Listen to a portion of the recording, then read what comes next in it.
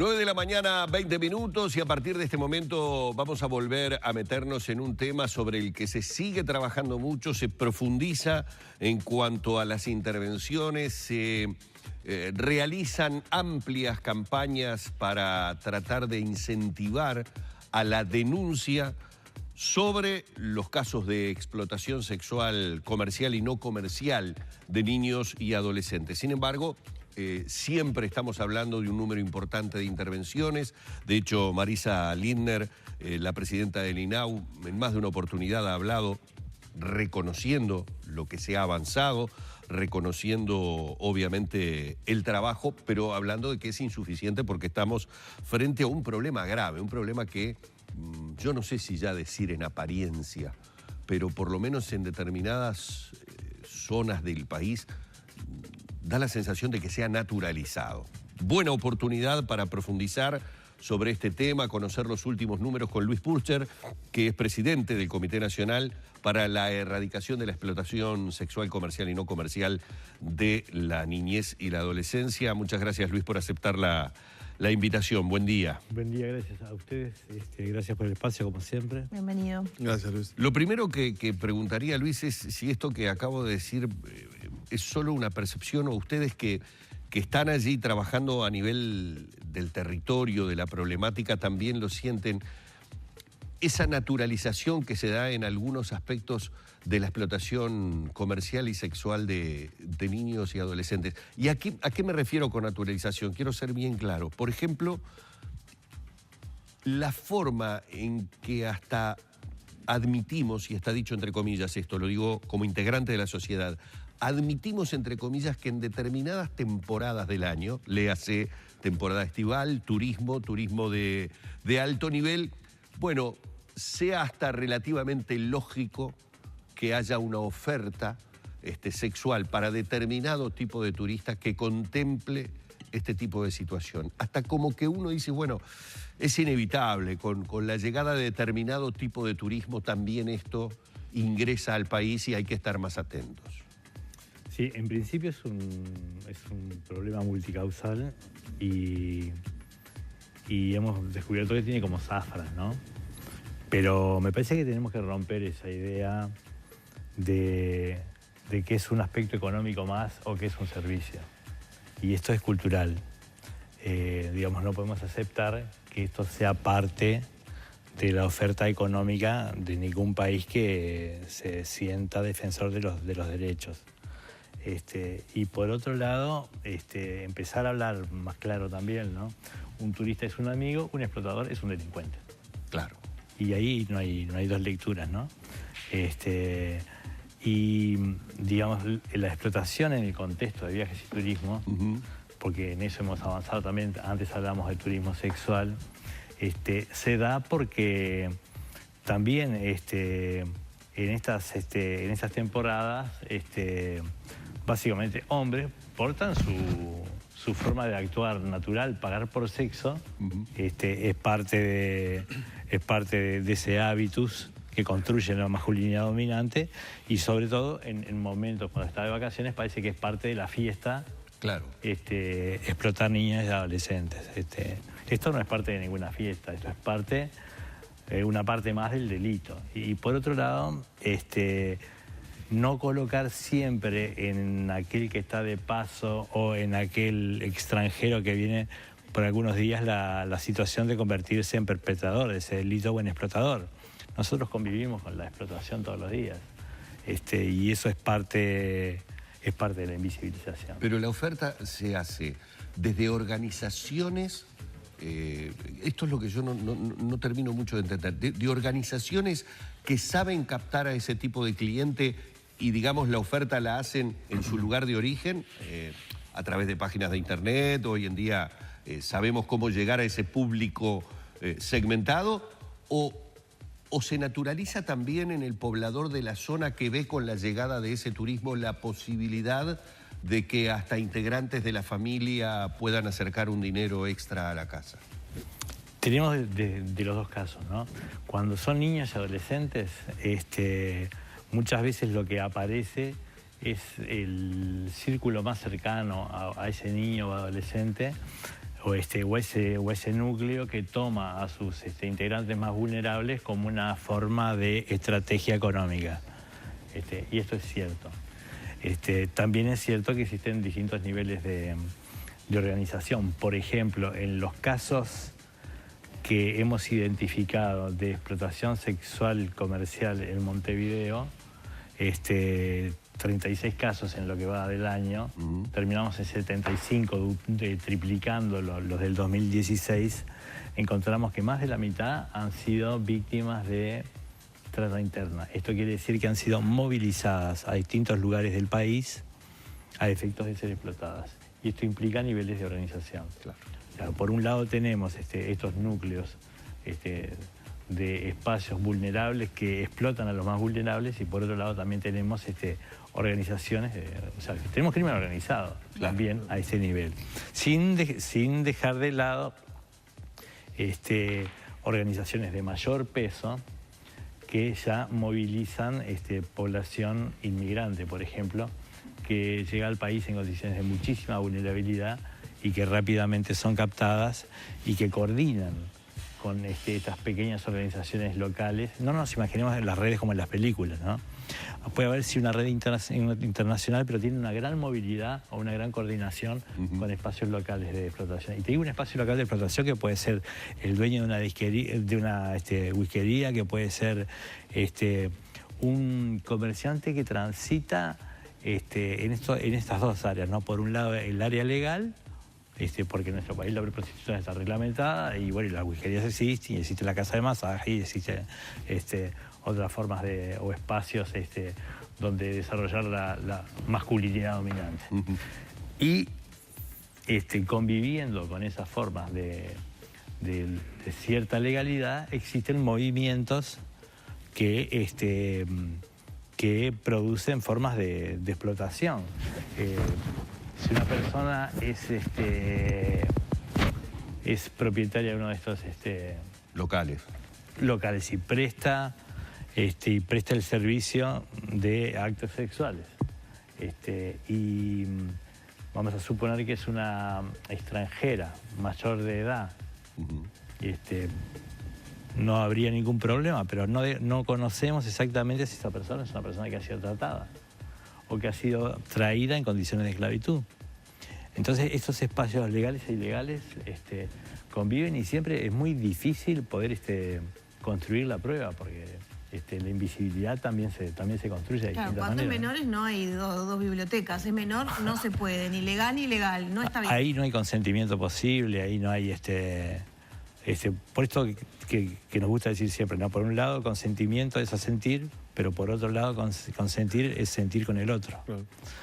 Nada más lejos de ese sentir con el otro que una relación mediada por dinero u otro tipo de especie. Claro, y en ese sentido, ¿cómo es el trabajo? Uno es, bueno, de detectar situaciones que se estén consumando, de menores explotados, comercial o no comercialmente. Pero ¿qué pasa con lo otro, lo que usted mencionaba, lo cultural, ¿no? Y ahora salpicados un poco por el caso de Inti Nahuel. ¿Qué pasa, cómo se trabaja para evitar que haya personas, mayoritariamente hombres, que disfrutan de ejercer poder, por decirlo de una manera benévola, sobre otro ser que no tiene nada para... no hay un contrapeso del otro lado, y que disfruta en todo caso del sufrimiento ajeno, ¿no? Y es un problema grave para la sociedad uruguaya por 350 casos de explotación comercial, por ejemplo. Nos quedamos cortos. Sí, es un ejercicio de poder. De las formas más bestiales. Es una forma de dominación. ¿El comité puede trabajar en ese sentido? De construir una forma de pensar, de sentir y de hacer la sexualidad, te imaginas que no es un tema que vamos a resolver de un día para el otro. ¿Pero algo se está haciendo? Estamos haciendo campañas, estamos intentando romper esta lógica de que es natural y hasta bien visto pagar por sexo con niños y adolescentes. Sí. Perdón, Luis, ¿sabes qué? Ahora que estás diciendo esto y en función de la pregunta que hacía Lore, a mí me pasa algo siempre cuando tomo contacto con un caso que se judicializa, por ejemplo, de estos. Cuando entras al detalle, empezás a leer el expediente, empezás a leer un poco la investigación que se lleva adelante cuando hay judicialización de los casos específicamente y los comentarios posteriores, porque es como automático de transferir la culpa directamente a la víctima. Es decir, pongamos por caso un adolescente de 15 años explotada sexualmente por una red o por la propia familia, ¿no? El comentario directo es, y lo que pasa es que esas gurisitas en esa familia eran bravas, ¿no? Hay una lógica directa de transferir a la... Nunca nadie repara, o por lo menos automáticamente se transfiere la culpa a la víctima y nunca nadie repara en el victimario. Es el gran desaparecido de todo el asunto, ¿no? Para que exista el crimen... ¿Mi percepción es errónea o es así? Es así. Y es complejo cuando como sociedad hacemos esa lectura. Y también es como que se justifica cuando los que alguien, operadores digamos, explote sexualmente a alguien porque bueno, y mirá cómo andaba vestida, ¿no? Esos comentarios y esas lógicas. Esa es la lógica del lenguaje, la lógica de la cultura. Mirá cómo anda vestida, es más fácil esto que ir a trabajar 8 horas. La madre también era puta. Mirá, salía de noche, nadie la cuidaba, andaba suelta. Esas son las representaciones sociales que tenemos sobre estas gurisas y no podemos verlas como gurisas. Las vemos como las que están provocando la situación, como las que son las responsables de que exista la explotación. Como si los hombres adultos fueran un rebaño de inocentes corderos embaucados, engañados y con esas ganas irrefrenables de ejercer actos sexuales permanentemente todo el día. Pero así como se invisibiliza este hecho, se invisibiliza también el hecho que es más común que lo que queremos ver. Nos cansamos de decir, el explotador sexual, el perpetrador del delito, no es un monstruo que vive en una cueva y sale a explotar. Es nuestro vecino, es un profesor, es alguien que en su vida cotidiana cumple con todos sus roles, es un excelente padre de familia. Es un tipo que se indigna frente a un caso de pedofilia. ¿Y ahí qué pasa? Esas campañas, ¿dónde se ven? ¿Estamos trabajando eficientemente? Yo sé que es algo muy difícil, ¿no? Pero bueno, por algún lado hay que arrancar. Lo tenemos que hacer. ¿Faltan recursos? Recursos en este momento hay. Lo tenemos que hacer más y mejor. Y en esto estamos pidiendo ayuda porque lo nuestro no necesariamente es la comunicación profesional. Entonces estamos asesorando, nosotros aportando contenidos y muchas veces la forma del mensaje es muy importante, como es muy importante también el contacto cotidiano con el tema para ir rompiendo estas lógicas. Bueno, pero si yo pongo prostitución la gente va a entender y si pongo explotación no va a entender. Bueno, si le seguimos llamando de una manera, esa manera es la que se va a matrizar. Si en la noticia aparecen todos los datos de la gurisa y no aparecen los datos del explotador, el explotador desaparece. No, eso es brutal, ¿no? Hicimos un estudio sobre la prensa en el año 2016, que el perpetrador aparecía en los momentos en que era alguien identificable ya por su posición política o económica y entonces se convertía en noticia. Pero no es noticia que un ciudadano común y corriente que cumple con todos sus roles sociales es un explotador. No tiene interés en el contenido del...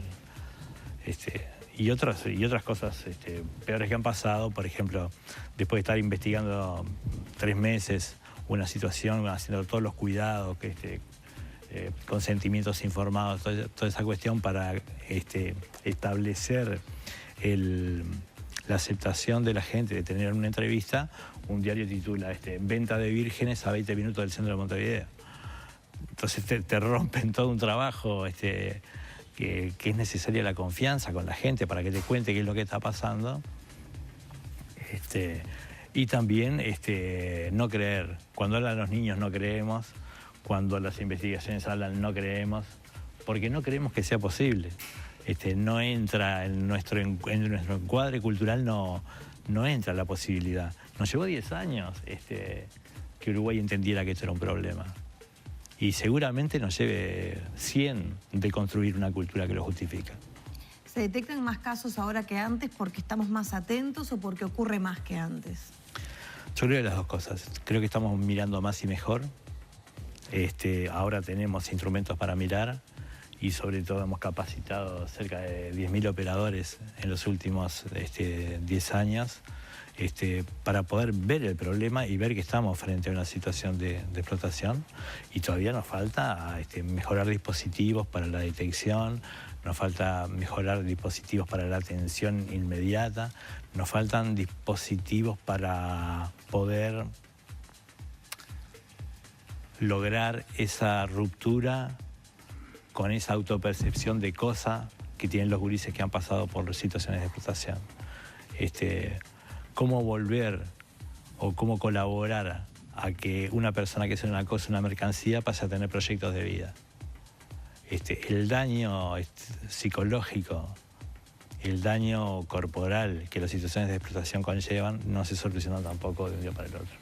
Luis, tenemos que cerrar. De todas maneras, hay que establecer, me parece, quedó establecido en la nota, una notoria diferencia, por ejemplo, cuando hemos hablado de situaciones de crimen organizado o de determinado tipo de organizaciones, como bien lo dijo Luis, no lo que vemos en las películas, sino acercándose a un público segmentado que es fácilmente localizable, porque como lo hemos comentado aquí, existen negocios instalados legalmente, ¿verdad?, con esa oferta. Me preocupa fundamentalmente cuál es el trabajo que se realiza cuando la intervención hay que hacerla a nivel familiar. Es decir, cuando la situación con el niño o el adolescente se naturalizó intrafamiliarmente, ya sea porque venimos de un trabajo, entre comillas lo acabo de decir obviamente, ¿no?, que realizaba un integrante de la familia, puede ser directamente un referente como la madre o lo que fuere, y eso se naturaliza. ¿A qué apunto con la pregunta? La intervención, ¿cómo se desarrolla? Esa familia, a partir del descubrimiento de la situación, ¿queda desmembrada? ¿La niña o el niño pasan a una institución del INAU? ¿O se trata de trabajar en que esa gente entienda que lo que se está haciendo no se debe hacer? Y digamos, hay distintas maneras y yo te diría que cada caso termina siendo como único. Ajá. Hay casos donde en el propio núcleo de cercanía hay referentes adultos que son positivos para ese niño adolescente, y se trata de que ese lazo no se rompa. Bien. Si se comprueba la explotación, el explotador tiene que ir preso, el proxeneta tiene que ir, el proxeneta, y puede ser el padre o puede ser la madre. ¿Cuándo son los dos? Y cuando son los dos, la ley tiene que actuar como dice la ley de 18.815. Si cometen el delito de explotar a un niño adolescente, deben cumplir con las penas que la ley prescribe. ¿Qué número de denuncia hay, Luis? A junio de este año, 250. O sea, a mitad de año 250, y el año pasado terminamos con 350. O sea que se ha incrementado, digamos. Si esta tendencia se mantiene, va a ser sensiblemente mayor. Si la tendencia se mantiene, va a ser sensible mayor. Y recuerden que no solamente tenemos zafras, sino también tenemos movimientos, ¿no? Es un tema que se mueve permanentemente, y tenemos que estar atentos a generar estos dispositivos que tengan el mismo dinamismo que el problema. Siempre hemos tenido allí el número de la línea azul, queda absolutamente claro que es una línea gratuita, es un 0800 5050 en este caso, que ustedes saben es para las denuncias por abuso sexual y maltrato. Y hemos estado hablando con Luis Purcher, presidente de CONAPES, justamente sobre los números, pero fundamentalmente sobre el trabajo que se trata de realizar sobre esos números que en definitiva son personitas en muchos casos, ¿no? Son niños en formación, adolescentes en formación, que son las verdaderas víctimas de esta situación. Muchas gracias, Luis, por esta presencia, ¿eh? No, gracias a ustedes, y como siempre, gracias, porque estas cuestiones tenemos que comunicarlas. Muy bien. Así hemos dialogado con Luis Purcher en la mañana de Arriba Gente.